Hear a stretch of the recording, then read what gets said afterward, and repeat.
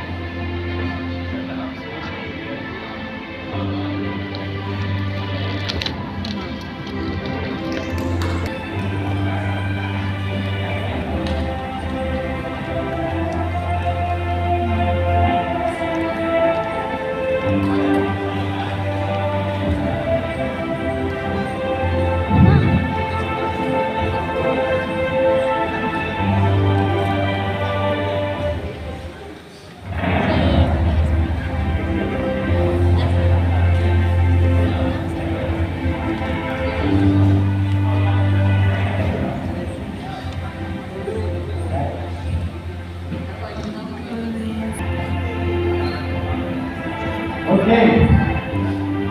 For following the example of our Lord Jesus Christ to go and serve, given this 31st day of May 2024 at Talamban Christian Activity Center, Talamban, Cebu City, given this Servanthood Award to Jemwell Arellano.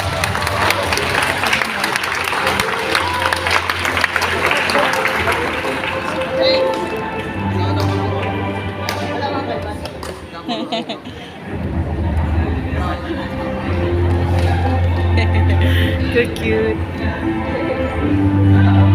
Sup?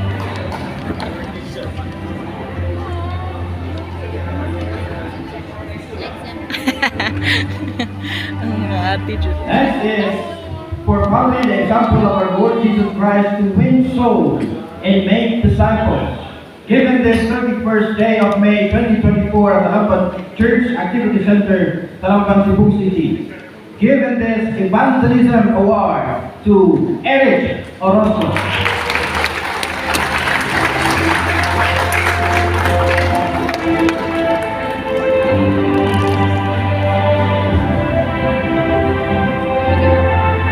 For following the exampleship of our Lord Jesus Christ to go and make disciples, given this 31st day of May 2024 at Talamban Church Activity Center, Talamban, Cebu City, given this discipleship award to, once again, Eric Orozco.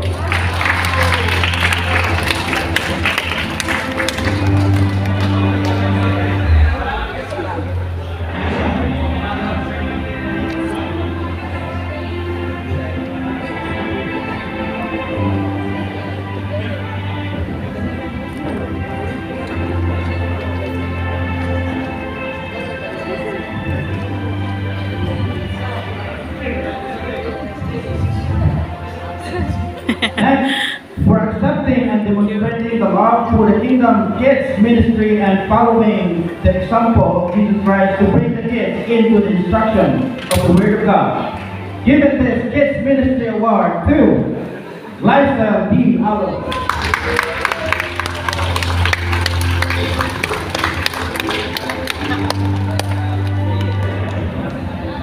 Kids Ministry Award to Jella Danilo.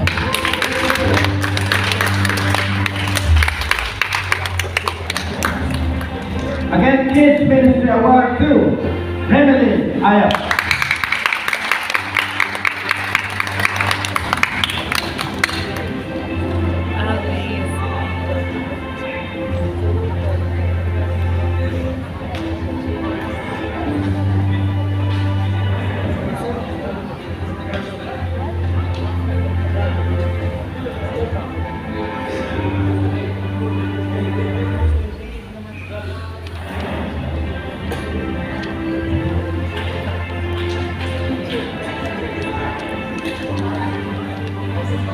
Good job.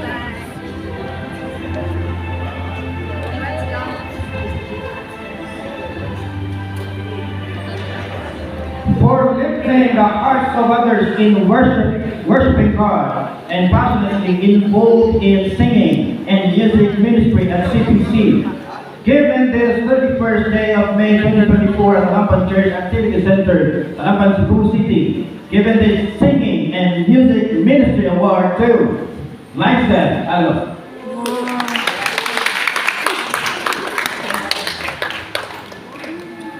Singing and Music Ministry Award to Jared Pepito.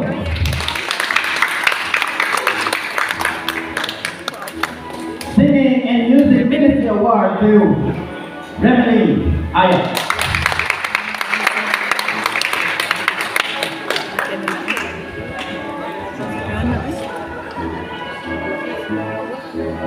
This certificate will be given only to the graduates. So, kamu magulat sa mga graduate.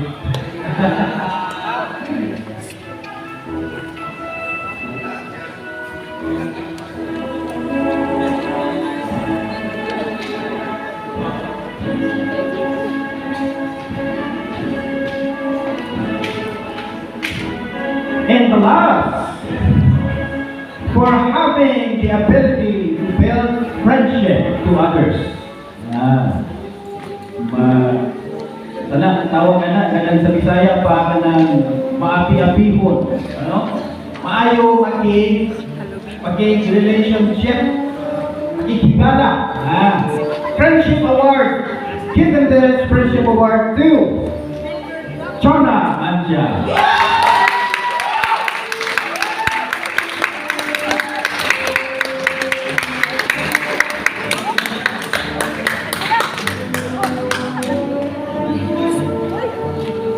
We would also would like to recognize the presence of the former professor of Cebu Bible College, Brother Noel, Sir Eroma.